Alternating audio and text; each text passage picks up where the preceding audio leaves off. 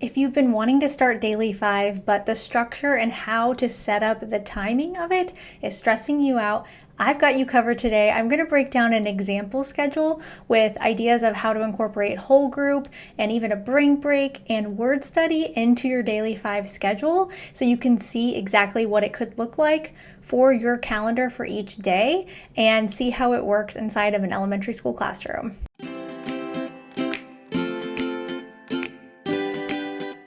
Hi, my name is Molly, and I'm a fifth grade teacher who helps you streamline your literacy block so you can get to all of your reading groups and not feel so stressed. And I talk mostly about using the Daily 5. I've taught kindergarten, first grade, and now fifth grade, and I've posted a lot of example schedules over on TikTok and Instagram, and people have really loved seeing those. So I thought my YouTube people need to see this video as well.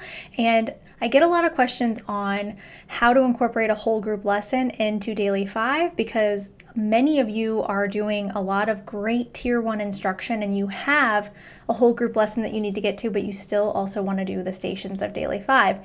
So I'm going to break that down for you, and this is just an example, so keep in mind, this doesn't have a particular grade level in mind. You can use it for whatever elementary grade you're teaching. Your stations could be longer, you could have less. This is just an example schedule, but feel free to comment below what works best for your Daily 5 schedule so you can share with other people. Okay, the first thing I'm going to say is I teach a whole group lesson. That's part of the curriculum that my school district uses, and so I have to teach that whole group lesson. It's science of reading based. That lesson can range. Sometimes it's 15 minutes, sometimes it's 20, sometimes it's 30.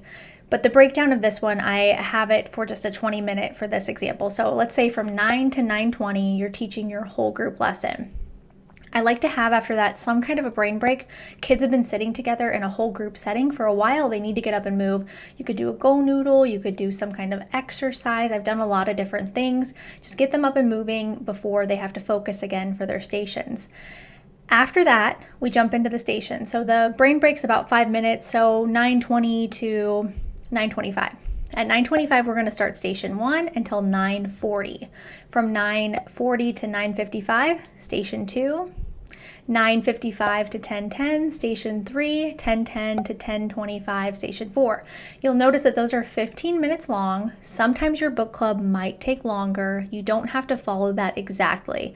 If you're the kind of person that likes to set a timer, definitely set one. I like to do that when I'm really trying to stay on schedule. So I have the Harry Potter Hedwig's theme and then it plays so the kids know to move. I also have my choices projected up on the smart board so I don't have to actually go back to the board and tell them where they're going. They memorize where to go. They just go look at the chart. If they need to still look, they're solid for that. So they're moving independently while I'm pulling the next group and waiting for them to come over to my teacher table. In the meantime, you're watching and seeing what everybody's working on. You check their work, whether it's digital or they turn stuff in. I love digital because fifth graders can really handle that, but I understand that our younger learners might not be using as much digital assignments. Okay, after that, if you have another mini lesson that you need to teach, that's a good time to bring everybody back together. So you could do a word study lesson. I do that every day. There's some kind of word study because that actually corresponds to their word work that they need to do. So I usually do that before everybody goes off to their stations, but sometimes, things might get out of order. You might have another reading mini lesson. Maybe there's a writing one. Writing time is typically separate from Daily 5 time. For my class, it's a separate block of time. It might be all in the same for you, so that might be a good time to segue into writing. Just whatever works for your schedule. I hope seeing an example schedule will really help you put together your schedule for the fall and not overthink it. Remember that Daily 5 is a system. It's not what you're teaching. It's a structure. It's not the instruction. It's a system to help you to get to all your reading groups. And don't let all the activities overwhelm you. Go back to my Daily 5 playlist. Look at every single station. I have a video for everyone, starting with 3 ways to read a book all the way down to read to someone, so you can get an idea of what activities you can use.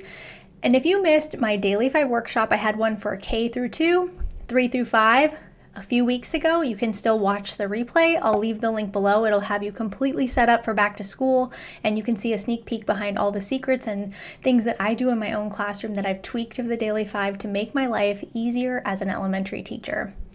I hope that you have a great start to your school year, and Daily 5 is probably going to end up being your favorite thing. Thanks for being here. I'll see you next time.